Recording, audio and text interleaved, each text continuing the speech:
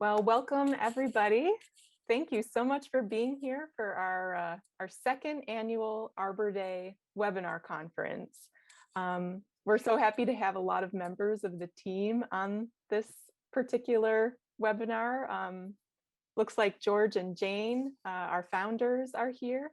Kamal Mohammed, he's our director at the field station.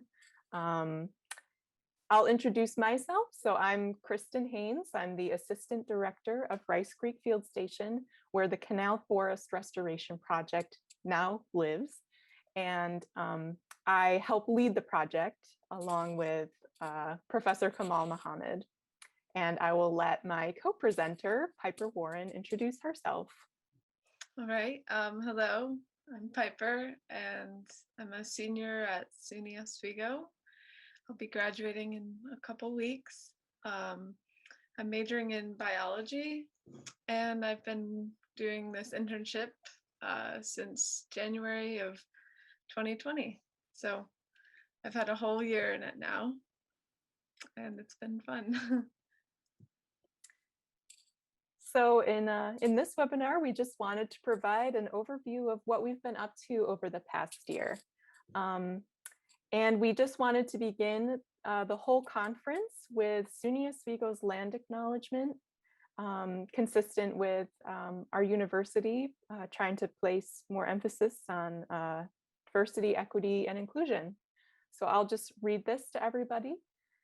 The State University of New York at Oswego would like to recognize with respect the Onondaga Nation, the people of the hills, or central firekeepers of the Haudenosaunee Confederacy, the indigenous peoples on whose ancestral lands SUNY Oswego now stands. Please join SUNY Oswego in acknowledging the Mohawk, Oneida, Onondaga, Cayuga, Seneca, and Tuscarora nations, their elders both past and present, as well as the future 7 generations to come. Consistent with the university's values of diversity and equity, inclusion, and social justice, this acknowledgement demonstrates a commitment to cultivating relationships with Native American communities through academic collaborations, partnerships, historical recognitions, and community service in order to dismantle the legacies of conquest and colonization. So there might be a few people on this call who aren't as familiar with what the Canal Forest Restoration Project is all about. I know some of us are very familiar, so we'll keep it relatively brief. So on the left, we see an image of kind of the New York State's canal regions, including kind of the offshoot canals like the Oswego Canal, the Champlain Canal, and then the East-West Erie Canal.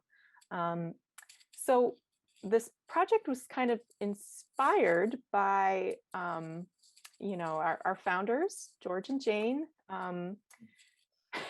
Thanks, Piper. They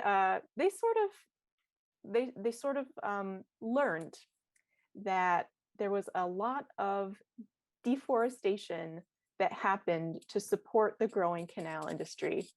Could you just go back to the previous slide quick, Piper? Thanks. So on the right, we can see actually this is lumber boats on the Erie Canal.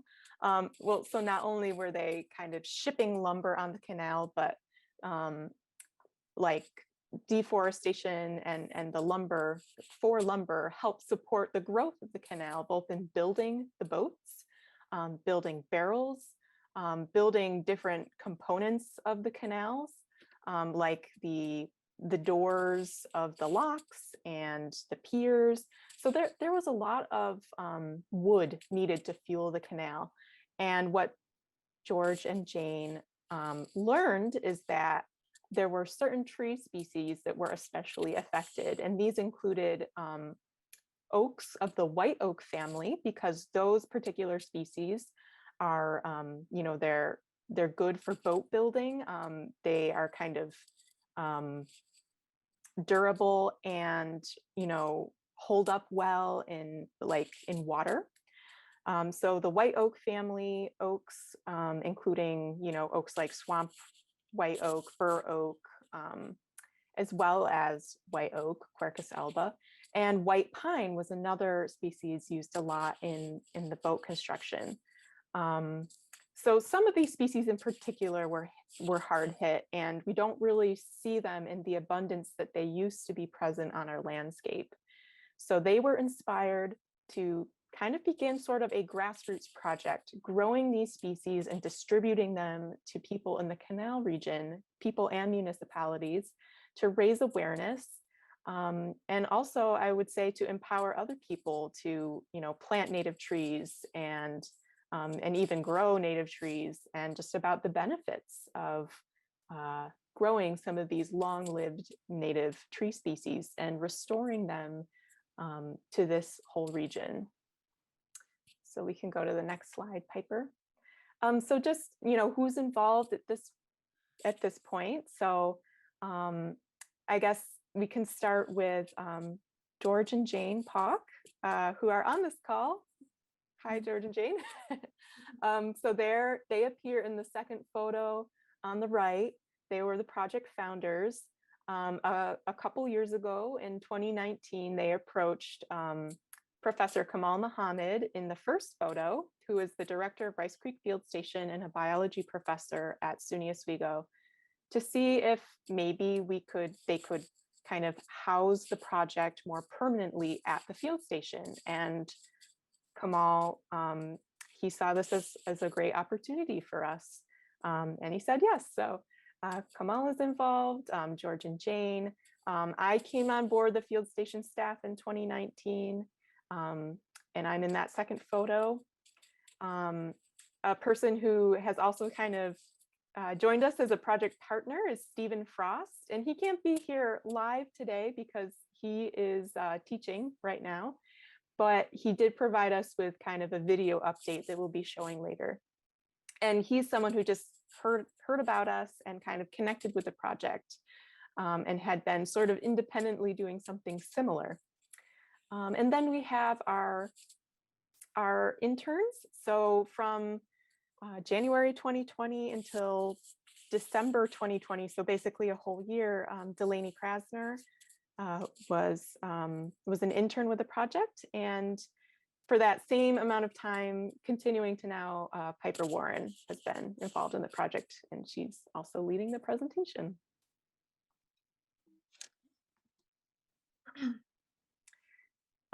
So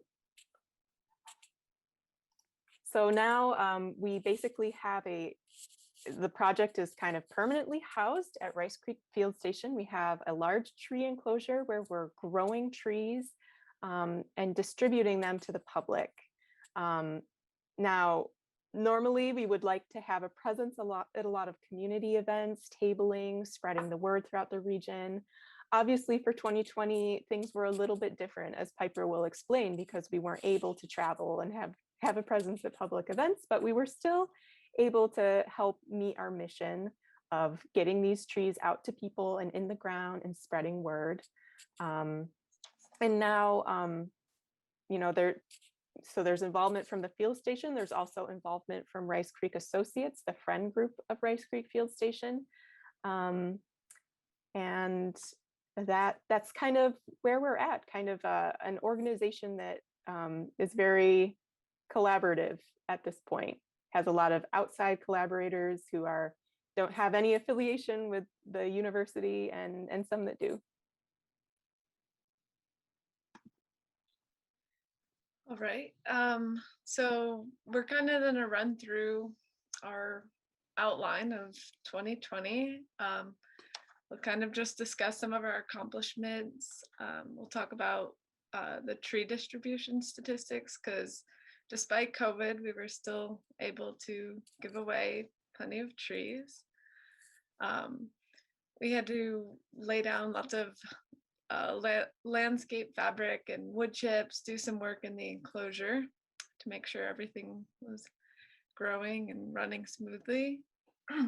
We recently added in a new tree species that was also affected during canal construction. A volunteer and I worked to make some videos for our YouTube page. We also had a compost tumbler donated, and a large compost pile, a lot of tree transplanting and seed planting, and then we'll kind of look ahead into this coming year. All right, so first, this is the tree distribution map that we developed at the end of 2020. And so this just indicates like where we've reached in terms of our trees have been like picked up from the field station and planted. And overall, we gave away 148 trees in 2020. And there were at least 5 trees planted in 14 counties in New York State. For the contact-free tree pickup, like Kristen mentioned earlier, we were originally planning to attend events across New York State and along the canal regions, but with COVID, we had to find a new way to give away our trees. So Delaney, the other intern, and I, we have like an online form. People would submit their tree requests, and Delaney and I would take the trees out and put them in the pavilion at the field station and label them with a little tag and just organize a tree pickup. So we were still able to jump over the hurdle of COVID and give away our trees. And we're also hoping to make tree distribution maps for all of the coming years that follow a similar format. And then, so we have a new tree species, the black gum or tupelo, and that is in this picture. It's a wetland species that lives up to 650 years. So it's a very long-lived tree. White oaks are impressive because they live like 400 years, but this one lives even longer. And this wetland species was like heavily affected during canal construction. They, with like wetland draining, their populations just were severely cut. So now we have a total of 5 tree species that we are giving away. We have the white oak, swamp white oak, bur oak, white pine, and now the black gum. And then we also have our 2 videos. So I will just play these. This first one is just about it's just an overview of our video, or of our project, excuse me.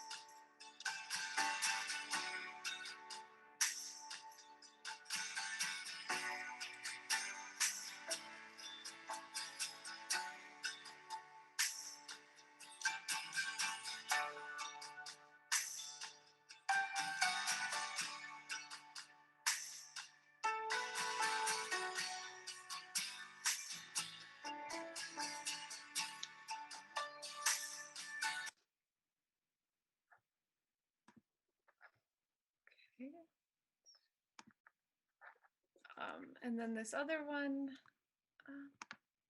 let's see. This is just a video about like identifying trees, because in the, all right, it's a little laggy. In the fall, when we are collecting acorns, we obviously we always appreciate as much help as we can get.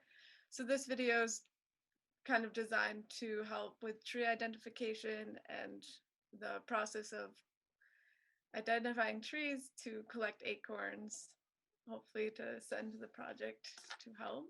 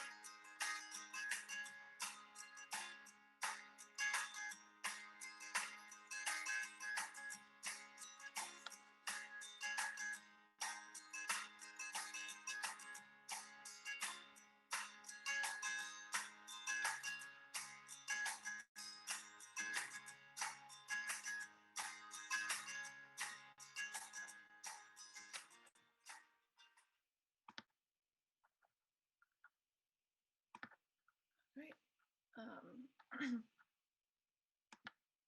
And so those can also be found again on our YouTube page if you want to share them or rewatch them. All right. Let's see. So we also, thanks to the Sustainability Office at SUNY Oswego, we were donated a compost tumbler, which was added into the enclosure and assembled by Delaney last spring. And here are some pictures of summer transplanting.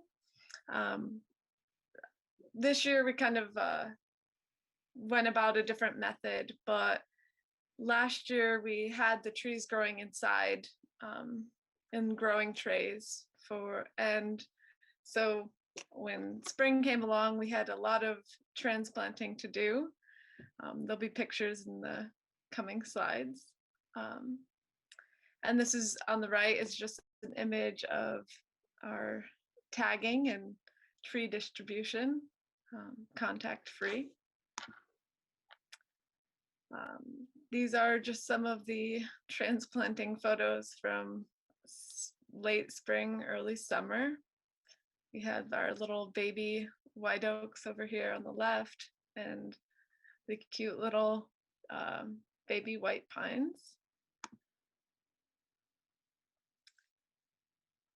You can just see them again growing in the trays. There was a lot of transplanting to do. And this was the enclosure in the summertime, very lush. All right. In the fall, when we had a lot of acorn hunting to do, we were donated a compost pile thanks to the city of Oswego.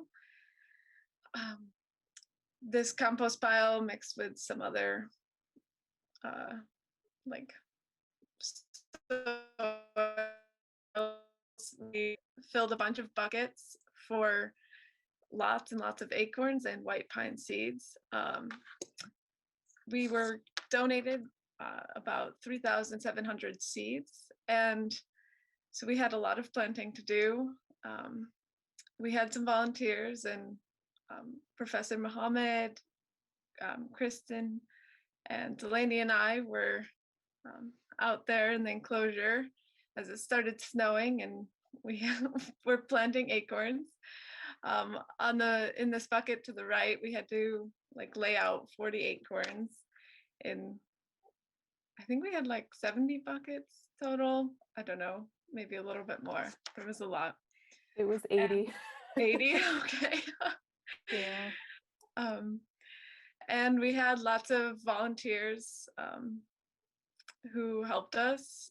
Some collected acorns and seeds, some helped plant, and many people kind of reached out to us to inform us of tree locations to collect seeds.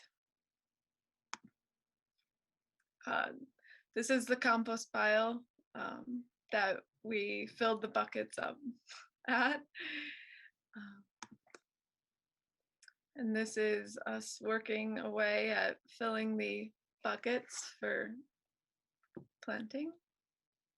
So this was kind of in late November, or maybe it was early November.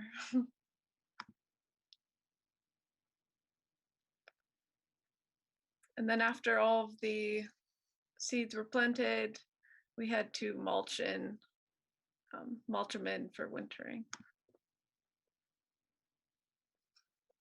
And then just this spring, Kristen and we had many volunteers help us assemble these tree protectors to protect them from rodents getting into them in the enclosure. And this took us a lot longer, I think, than planned, but we used some wire, like mesh, and designed these little tree protectors.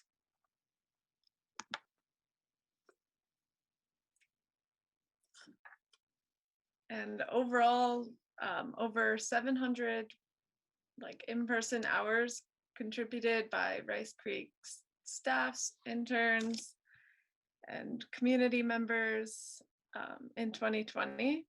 So we want to thank you all, because we definitely couldn't have done this without you.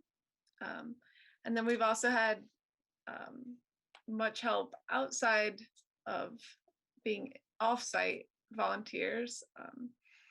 We had a couple people designing like posters for us and videos. So I want to thank you all.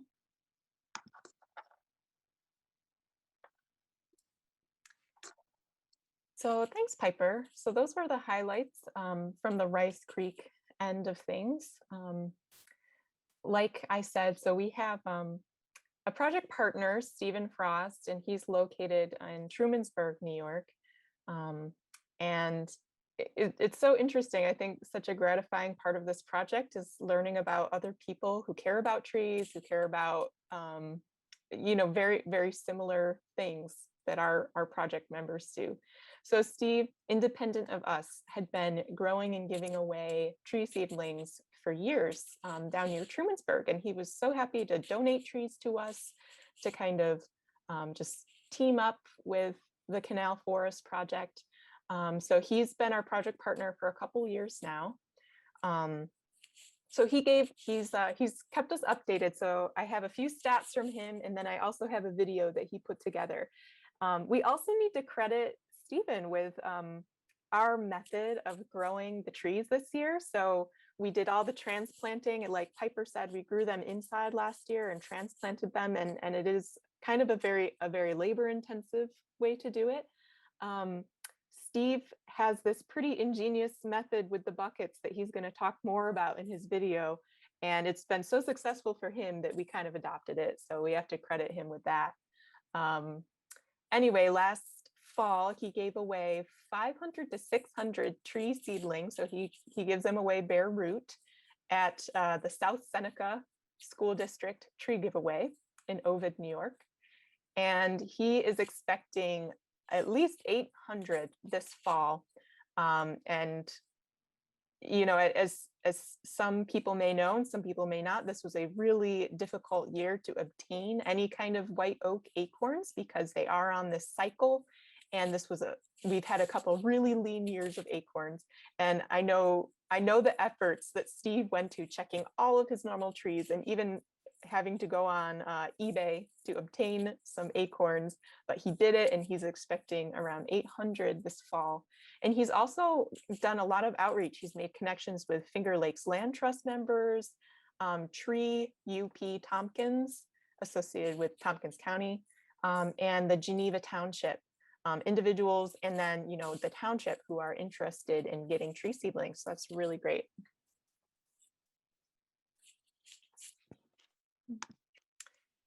And next we have Steve's video.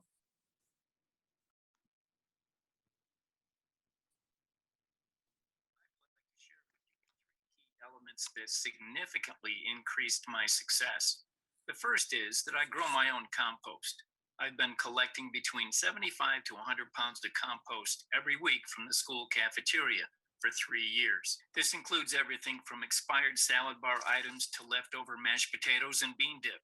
I add this bio slime to my already existing pile and rototill it in every week. At the end of the summer, I sift the compost through 1/2-inch hardware cloth screening into 3-gallon buckets, which are about 18 inches deep.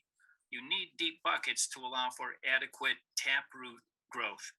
The next step is to collect acorns. Oaks go through cycles with low to average production for 3 or 4 years, followed by a heavy crop. A late frost or heavy rains while they are in flower can seriously affect the acorn crop. One difference between the white oak and black oak family is that the whites begin to grow roots immediately. You can see the root tip just beginning to show in 2 of the acorns in this picture. This year, I have about 1,600 white oak acorns planted in 55 buckets. That works out to be about 30 acorns per bucket. And if you put too many more than that in each bucket, the roots become entangled, making it more difficult to harvest the trees.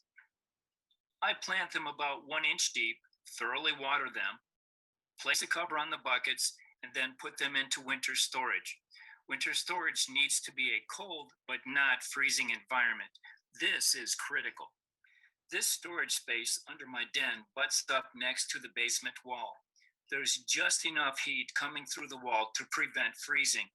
This, I think, is the second contributing factor to my success. It's the perfect cold overwinter storage space. This picture demonstrates the amount of root growth that the acorn experiences before it goes dormant for the winter. Once the overnight temperatures are consistently warm enough, the acorn comes out of dormancy and resumes growth. first below the surface and then above. I have to watch the buckets carefully in the spring.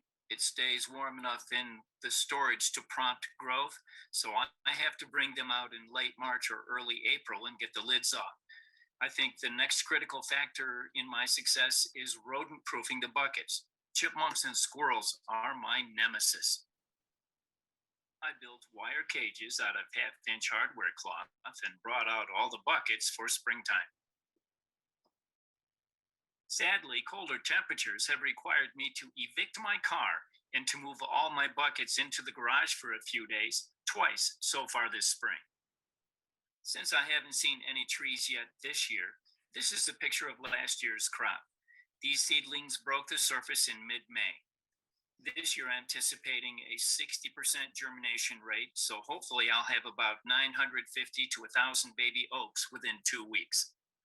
I leave the cages on until the trees start to outgrow the cages in mid-June. If I remove the cages too soon, the chipmunks will dig up the seedlings just to get in and eat the still present acorns. By mid-June, the buckets are beginning to look like chia pets. By mid to late August, I have many trees in the 12 to 16 inches range. The best growth I've seen in one summer is 22 inches. These are swamp white oaks.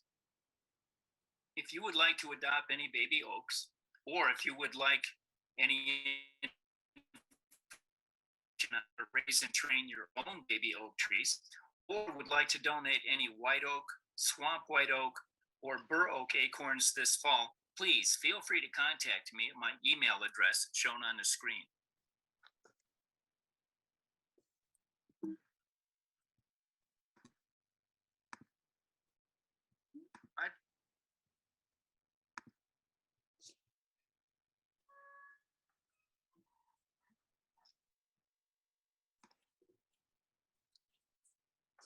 Okay, I think that's working.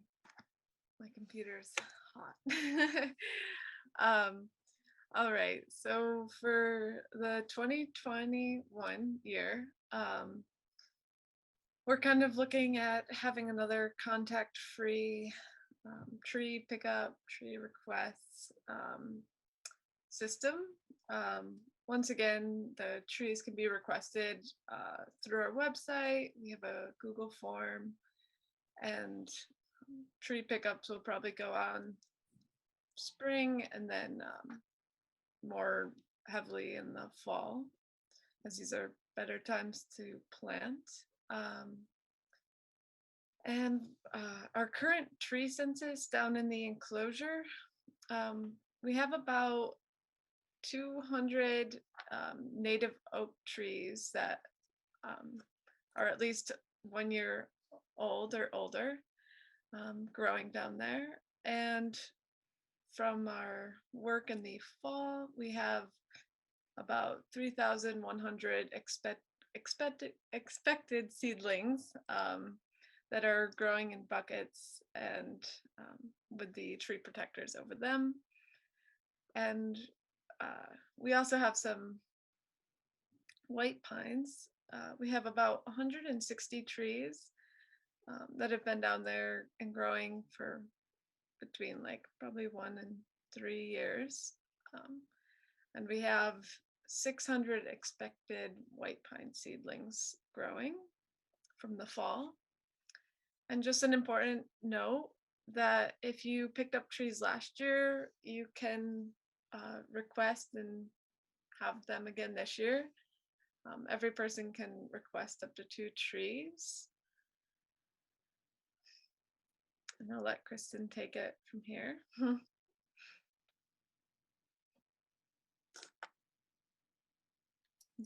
Thanks, Piper.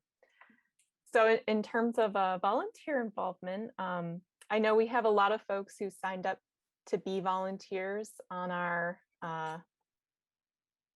through our forms, through our website. And we've had more limited opportunities this past year just because of restrictions at the college due to COVID. But things are starting to open a little bit. So we'll definitely keep in touch with our volunteers as those opportunities open up again. It might not be this fall, but hopefully either this fall or next spring, things might be a little more open. And certainly, even if you can't come and volunteer in person at the site, there are still opportunities to collect seeds for us, and we will keep in touch with everybody about that. We are, sadly, Piper is graduating, and actually so is Delaney, who's been our other intern. So we are actively recruiting for interns. We have a posting at the college's Handshake website, so please check that out if you're a student. It's a really great opportunity to work hands-on in conservation.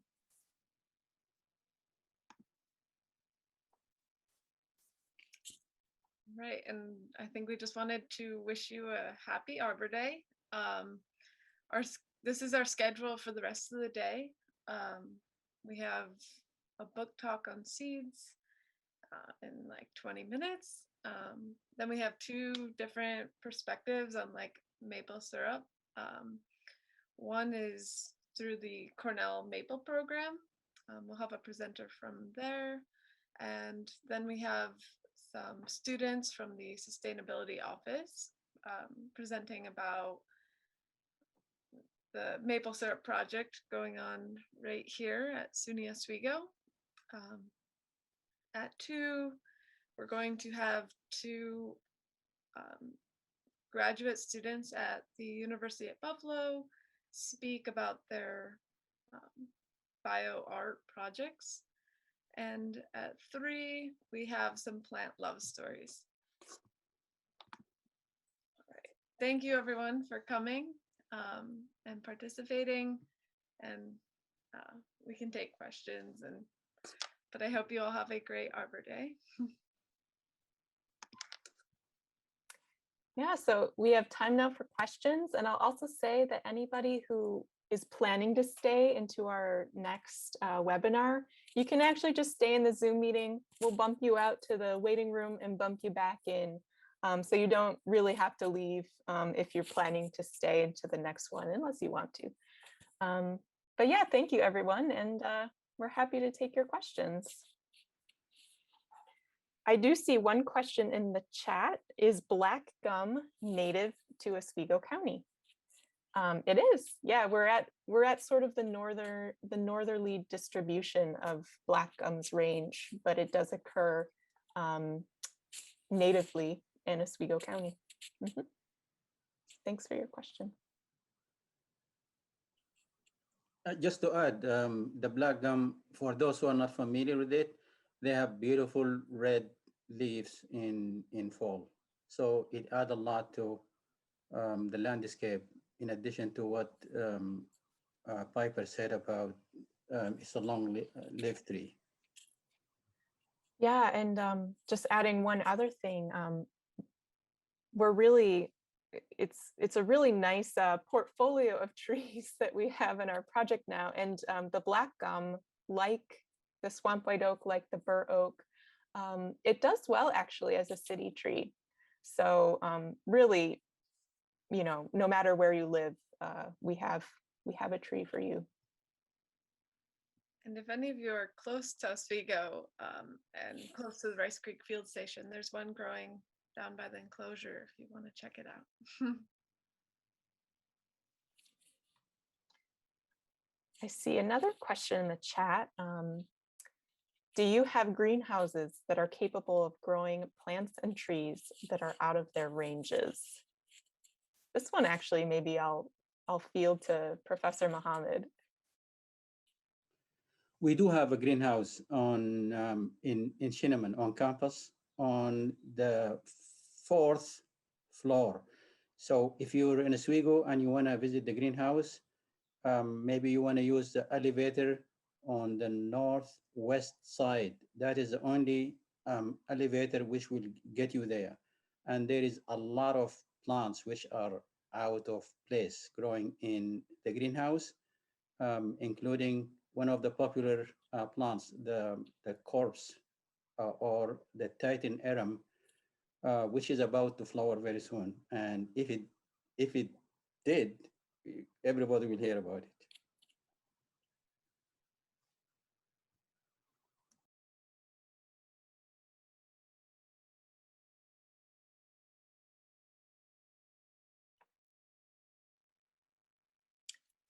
Any other questions?